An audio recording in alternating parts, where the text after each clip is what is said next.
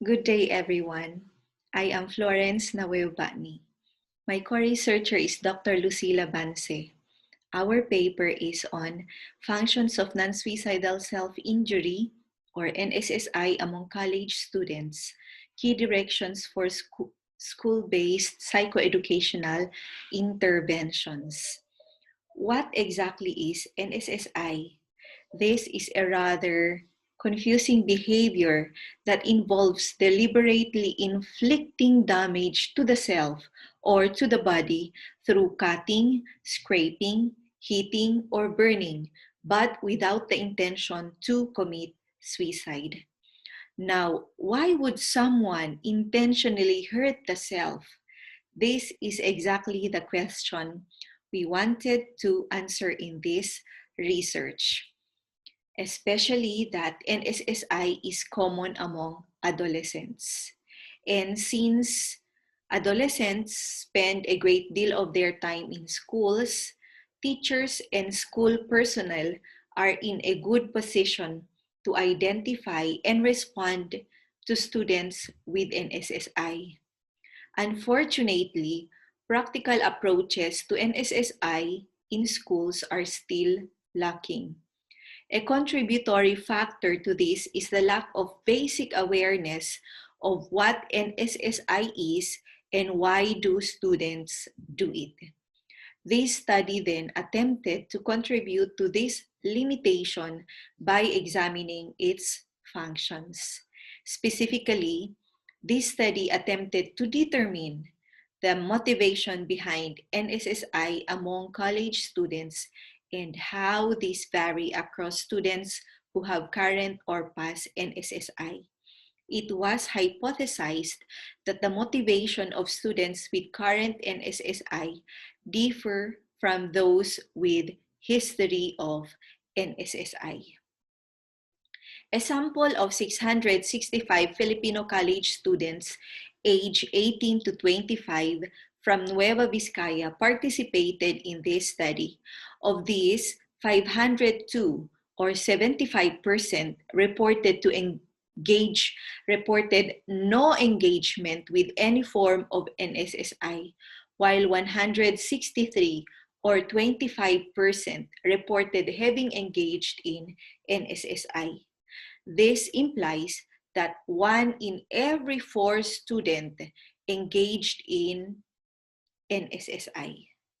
Moreover, of the 163 students who engaged in NSSI, 101 or 62% reported engaging in NSSI within the year. We refer to this group as students with current NSSI. On the other hand, 38% had history of NSSI or referred to as past NSSI. This study is a survey. It utilized the non-suicidal self-injury assessment tool to measure NSSI functions. In the current study, this scale has a Cronbach alpha coefficient of 0.98, suggesting a very good internal consistency reliability. Once again, the objective of that study was to determine the motivation behind NSSI among college students and how these vary across students who have current or past NSSI. Our findings show that college students engaged in NSSI in order to manage intense emotion states, whether depressive or high energy affective states. These findings does not support the common notion that students engaged in NSSI in self-injury in order to gain attention, get a rush or surge of energy, or punish the self.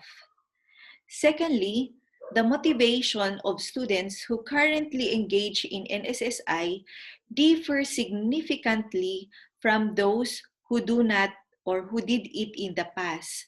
That is, students with past NSSI self-injured in order to manage stress, pressure, frustration, and anger. Students with current NSSI reported this reason to a greater extent compared to students with past NSSI. They also self-injure as a way to manage depression or change emotional pain to physical pain. In the light of the findings, what then are the key directions schools can take to respond to students with NSSI?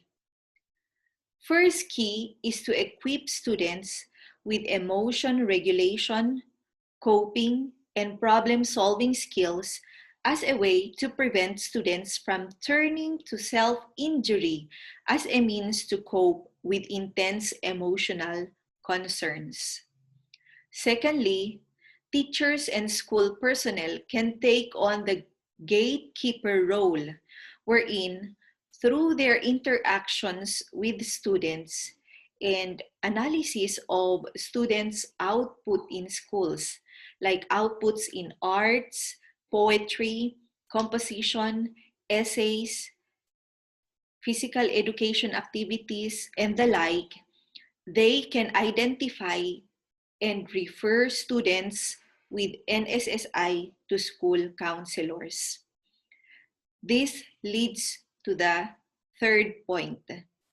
Schools need to establish a school response protocol on when, whom, and how to refer. And lastly, schools and parents can work as partners in encouraging help-seeking behaviors in students, in being the first persons whom students seek help from when they experience difficulties. In conclusion, NSSI is a common mental health concern among students, and this is due to difficulty in managing strong emotions. Schools are particularly in a good position to provide prevention programs by equipping students with coping and emotion regulation skills.